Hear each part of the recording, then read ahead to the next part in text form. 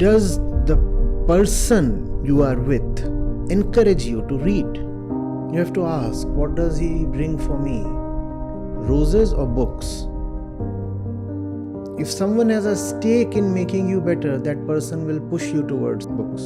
Books are what we all need.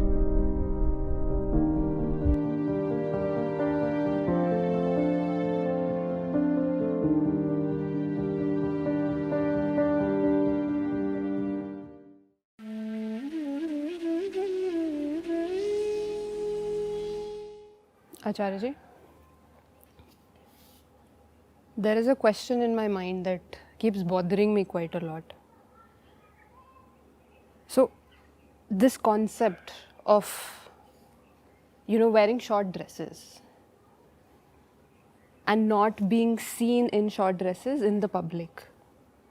That you can do it at home, that it's fine if you can wear whatever you want, but at home. But don't go outside in those short clothes, in your, in what you're comfortable with. Some of the world leaders even allege that one of the reasons that a woman would get raped is because she was wearing revealing clothes. So what is your understanding on this? There are two sides involved here. One, the woman who is walking about wearing whatever clothes she is, and she has her own story to tell. And then there are those who are leering and jeering and ogling,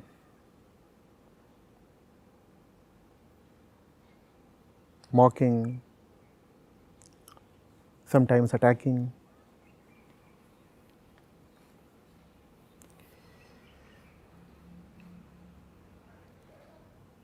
I would want to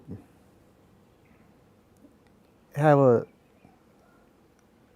sincere discussion with both of them. Firstly, with the side that is so articulate in saying that women should mind their clothes, their dressing. I want to ask them, what kind of person are you, man or a woman? If anything is able to disturb or provoke you so easily,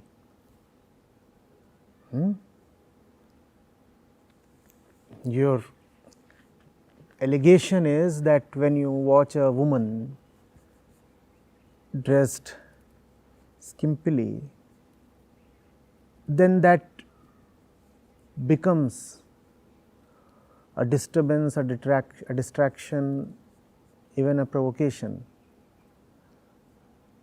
How will you insulate yourself, and how much will you insulate yourself from the world?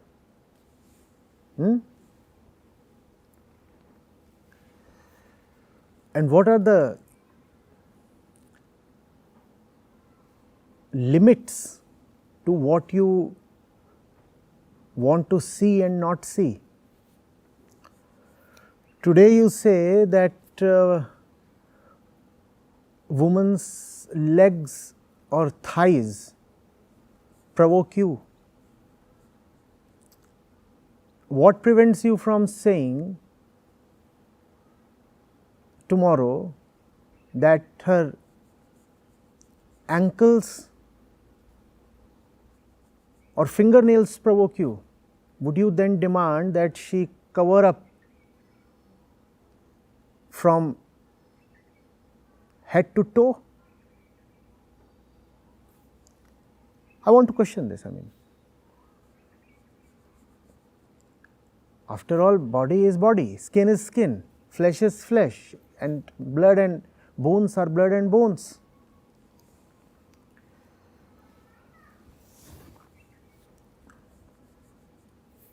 What prevents somebody from coming up tomorrow and saying that the sight of a naked nose is a great sexual invitation to me? You see, nose, I find nose quite erotic. And was it not so that in Victorian England, even the legs of tables and chairs were covered because legs are not supposed to be displayed? I mean, it's a matter of conditioning. You can condition yourself to think that legs are highly sensual, even erotic. Even on tables. Even on tables, even on furniture. So, this whole thing will not rest even if you totally drape the woman in all kinds of protective clothing. Then they will say that the very sight of the feminine figure, even if totally covered, provokes us. So, women should not be allowed to even walk in public. And the matter might not end even at this point. They might say the very thought of woman provokes us. So, women should not probably allowed to exist, because if they exist and if we know that they exist, they become a disturbance to us. We are being disturbed, our mental peace is being lost, and women are the culprit. Why do they exist at all? Go ahead and attack them. So, I want to ask this to them. Is it really so that you cannot stand the sight of a bare arm or thigh or back or cleavage? Is it really so very explosive to you? You can't stand it? What kind of a person are you? When the woman is not in front of you, do you keep fantasizing about her all the time? This is mental illness. Only if you are indulging in all kinds of sexual fantasies and inner perversion will you then jump upon her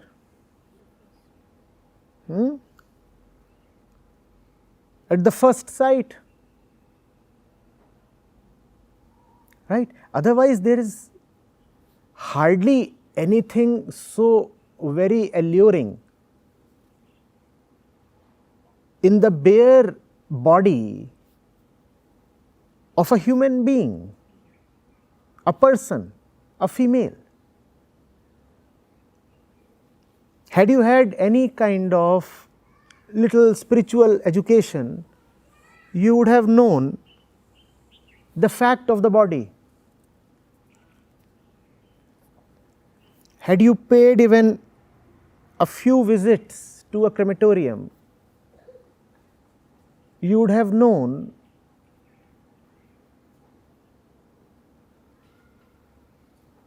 what bones, skin, blood and all the visual beauty is really about.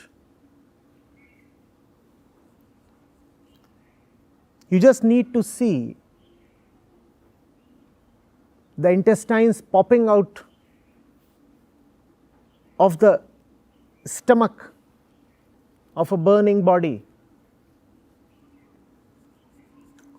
and you would lose all fascination for bellies and belly buttons.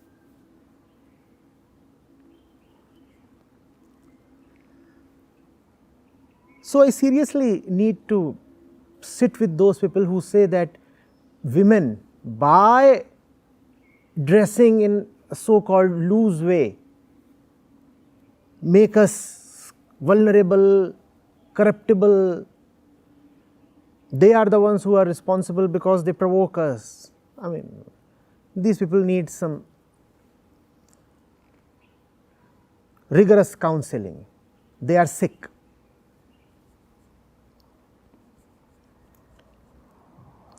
Then there are the women who say that it is a mark of our freedom that we wear whatever we like to wear. I understand. Freedom must be respected. Freedom must be respected, but for freedom to be respected, freedom must be freedom, not conditioning. Freedom deserves all respect, not conditioning. When you say that you want to come out in public wearing this and that, would you please sit down for a moment and ask yourself, why exactly do I want to wear what I am wearing? Obviously, if you are on the shore, if you are at a beach, or if you are in a swimming pool, then you have to wear the swimming costume. It could be a two-piece bikini. Then it is obvious why you need to wear only that much. You are not going to swim in a sari.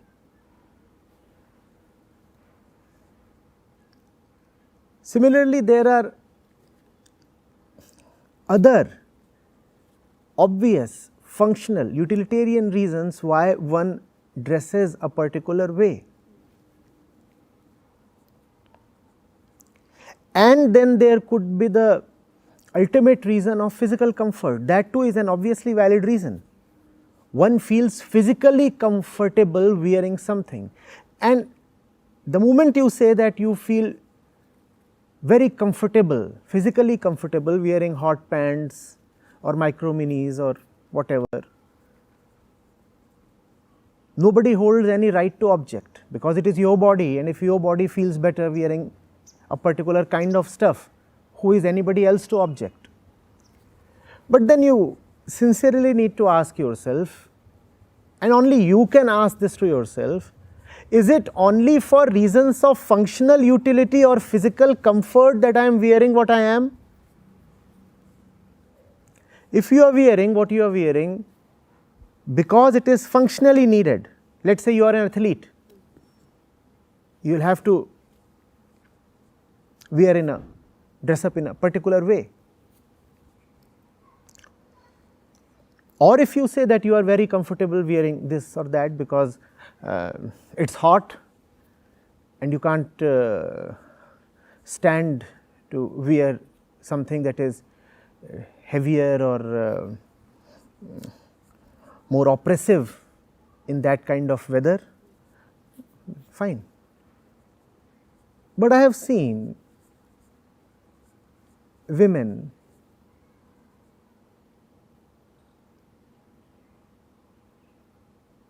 in sub-zero temperatures, the temperature is -4, and she is wearing almost nothing. That does not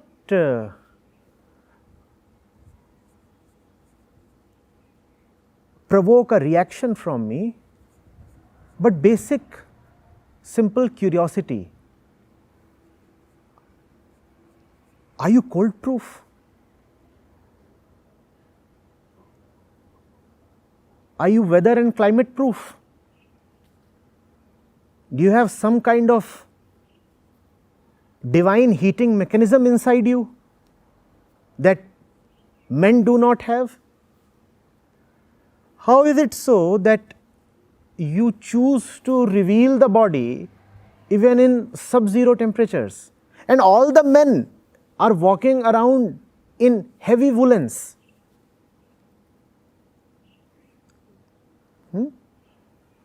And you do not need to go abroad to test what I am saying. Just go to any discotheque in Delhi on a Saturday night, rather a Sunday morning at 2 a.m. That is the time when all the discotheques shut down, and watch the women coming out. And notice the difference between the dressing of the male folk and the women.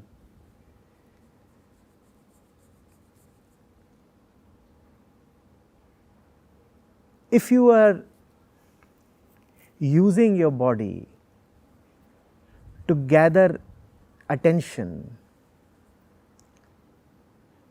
if gathering male attention has become very important to you, then it is not a good psychological state to be in.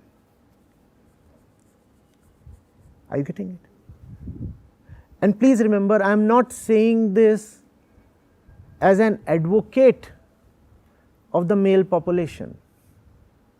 I am saying this as a friend of the woman. I am asking her, why is the male sight or the male gaze so important to you? If you want attention from people, if you want respect from people, why can't it be for higher reasons? Why do you want them to look at you because you have a sexy figure? Why can't you have them look at you because you have certain qualities or accomplishments?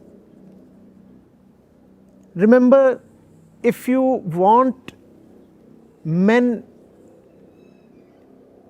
to look at just your body, they would actually be always looking down at you. But if people, men or women, look at you because of your qualities, they would always be looking up to you. So, two hoots to what all the men say. Let them go to hell. But as a woman, don't you want to question yourself?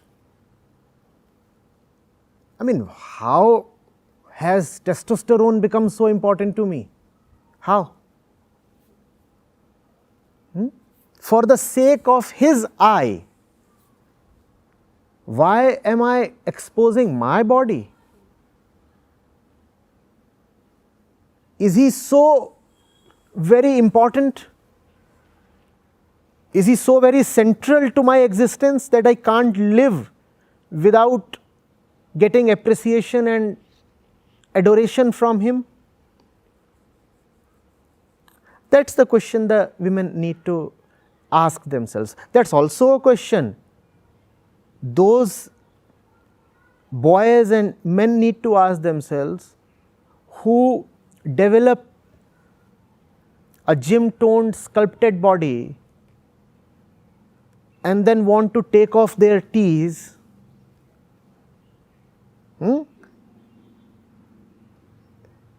In all kinds of pretexts. And that's obviously to get the attention of the other. I understand, we live in a society, we are related to each other. We will have something to do with the other. You will always have some relationship with the other, but why can't that relationship be on healthier grounds? Why must the two be related because they appreciate each other's body? And when I say that, I do not mean that sculpted bodies are not advisable. Obviously, both men and women should have perfectly fit bodies, right? But then relating to the other merely by advertising your body is no good, no good.